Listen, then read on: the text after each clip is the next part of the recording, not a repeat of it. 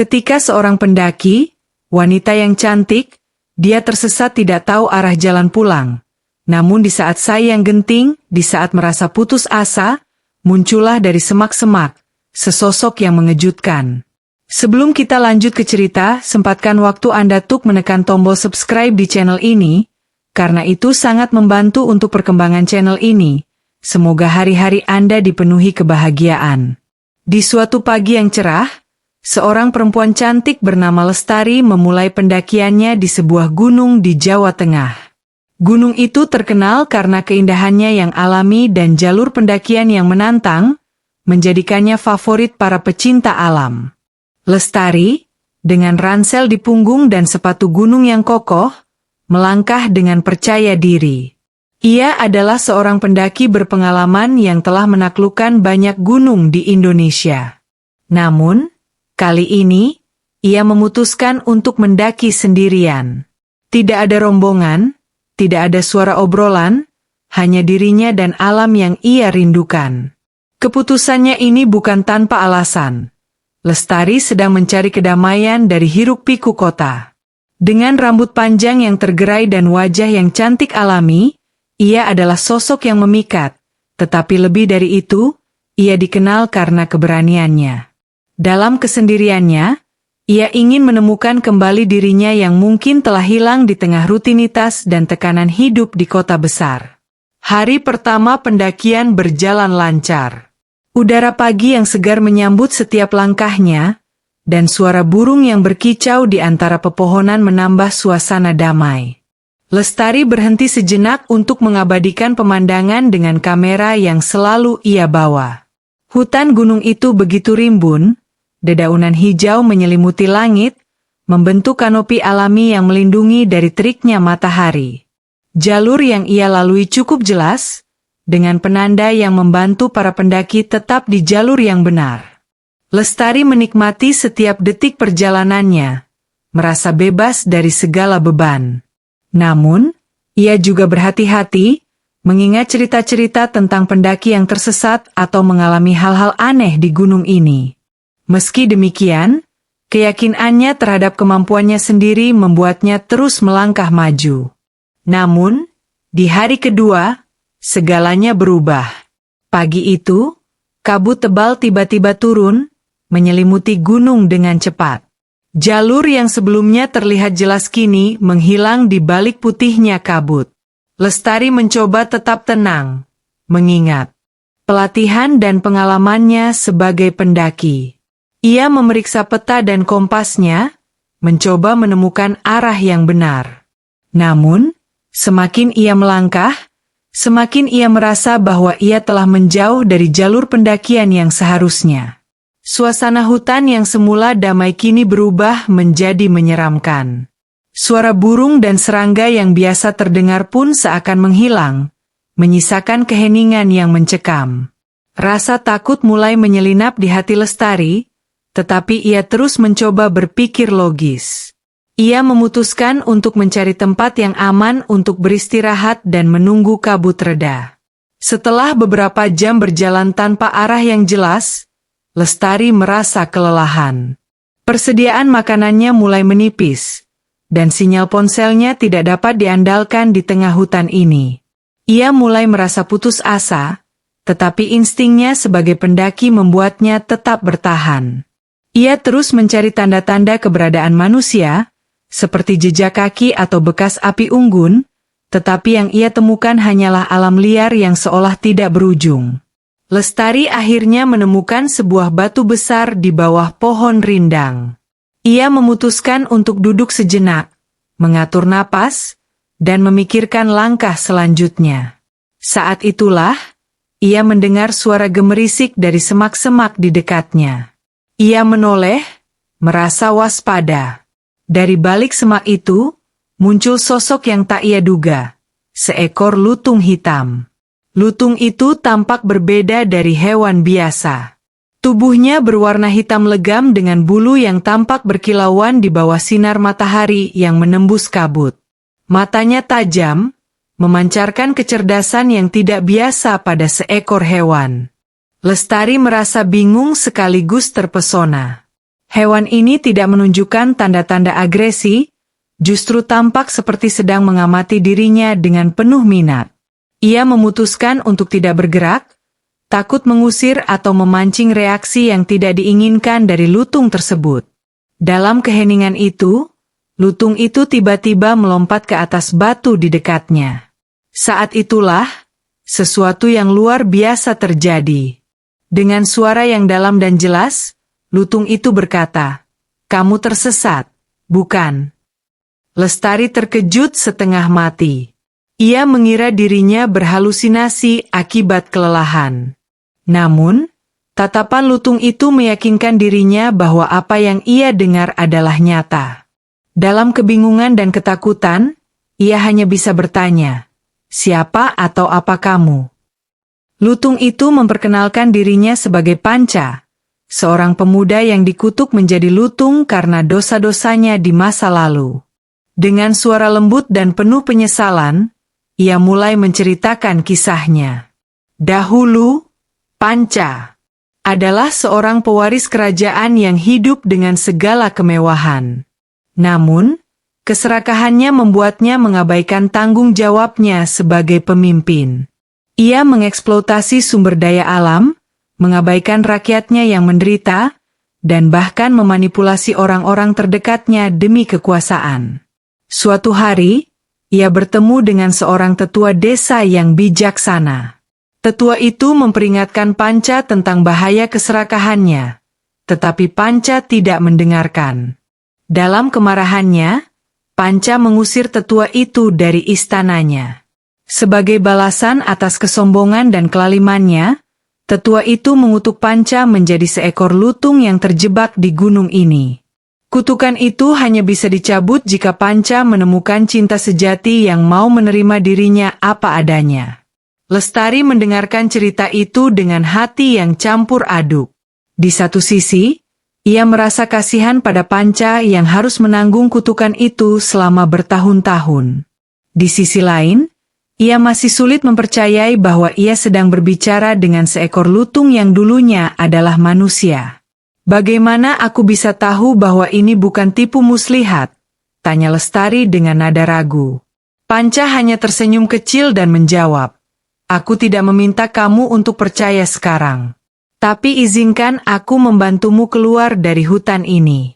Anggap saja ini sebagai caraku menebus dosa-dosaku." Hari-hari berikutnya, Panca mulai memandu Lestari melalui hutan. Dengan kemampuannya sebagai lutung, ia mengenal setiap sudut hutan itu. Ia menunjukkan jalan yang aman, sumber air bersih, dan buah-buahan yang bisa dimakan. Selama perjalanan mereka, Lestari dan Panca mulai mengenal satu sama lain lebih dalam. Panca tidak hanya pandai berbicara, tetapi juga memiliki kebijaksanaan yang luar biasa. Ia sering membagikan pandangannya tentang kehidupan, penyesalannya, dan harapannya untuk masa depan. Lestari, di sisi lain, mulai membuka dirinya tentang alasan sebenarnya ia mendaki gunung ini sendirian. Ia ingin melarikan diri dari rasa sepi yang menggerogoti hatinya meskipun ia dikelilingi banyak orang di kota. Hubungan mereka semakin dekat. Panca mulai melihat Lestari bukan hanya sebagai manusia yang ia bantu, tetapi sebagai seseorang yang ia kagumi dan hormati.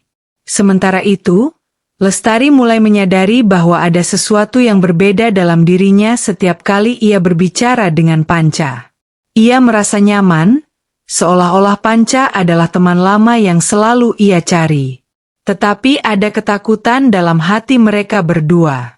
Bagi Panca, ia takut bahwa perasaannya pada Lestari hanyalah hayalan belaka, karena ia tahu dirinya masih terkurung dalam wujud seekor lutung. Sementara itu, Lestari takut bahwa perasaan hangat yang ia rasakan hanyalah ilusi yang disebabkan oleh situasi ekstrim yang mereka alami bersama. Pada suatu malam yang cerah, di bawah sinar bulan purnama, Panca memutuskan untuk berbicara jujur kepada Lestari. Mereka duduk di atas batu besar, dengan suara gemericik air sungai di kejauhan. "Lestari," kata Panca dengan nada serius, "aku harus mengatakan sesuatu. Aku tidak tahu apakah kamu akan menerima ini, tapi aku tidak bisa menyembunyikannya lagi. Aku mencintaimu. Lestari terdiam, matanya memandang lurus ke arah bulan. Kata-kata itu menggema di kepalanya, membangkitkan emosi yang ia coba abaikan selama ini. Setelah beberapa saat, ia menjawab dengan suara pelan namun tegas. Panca, aku tidak peduli wujudmu. Aku mencintai siapa dirimu, bukan apa kamu.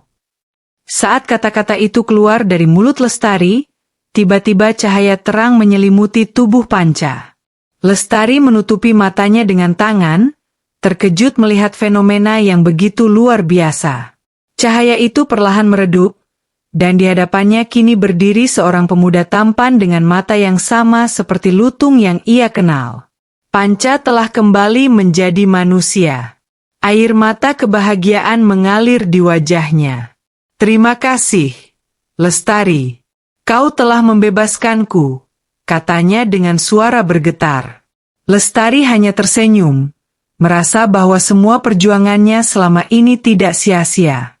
Namun, kebahagiaan mereka tidak bertahan lama, karena mereka tahu bahwa jalan yang akan mereka tempuh tidak akan mudah. Dunia yang berbeda menanti mereka, tetapi cinta sejati yang mereka temukan memberikan harapan bahwa mereka bisa mengatasi segalanya bersama-sama. Setelah cahaya itu meredup dan Panca kembali menjadi manusia, Lestari tertegun melihat sosok di hadapannya. Panca kini berdiri sebagai seorang pemuda dengan wajah yang tampan dan postur tubuh yang tegap. Mata hitamnya yang tajam masih sama seperti saat ia dalam wujud lutung. Tetapi ada sesuatu yang berbeda. Matanya kini memancarkan kehangatan yang membuat Lestari merasa tenang. Panca? Tanyanya dengan suara gemetar, masih tidak percaya dengan apa yang baru saja terjadi. Panca mengangguk pelan, lalu berkata dengan nada lembut, "Ini aku, Lestari. Terima kasih telah mempercayai aku." Air mata Lestari mengalir tanpa ia sadari. Ia merasa haru sekaligus bahagia. Di tengah keterkejutannya, ia melangkah mendekat dan menyentuh wajah Panca, memastikan bahwa ini bukan sekadar mimpi. Sentuhan itu nyata, hangat, dan penuh kehidupan. Namun, kegembiraan mereka segera terhenti ketika Panca menyadari bahwa kembalinya dirinya ke wujud manusia juga membawa tanggung jawab yang besar. Ia mengingat segala dosa dan kesalahannya di masa lalu.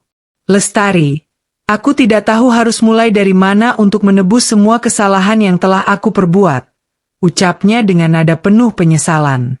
Lestari, yang kini berdiri di sisinya, menggenggam tangan Panca erat-erat.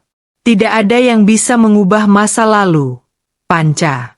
Tapi aku percaya, dengan hati yang tulus, kamu bisa memperbaiki masa depan. Kita bisa melakukannya bersama, jawabnya. Kata-kata Lestari memberikan kekuatan baru bagi Panca.